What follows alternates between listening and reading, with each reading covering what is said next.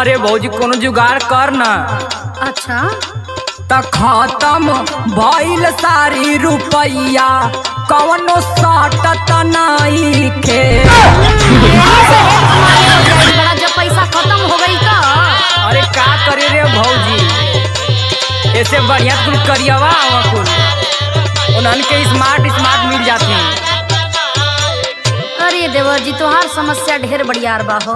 हे भौजी करी कवनो पैया कवनो पूछत नहीं खे। अच्छा। त खत्म भइल सारी रुपैया कवनो सटत नहीं खे।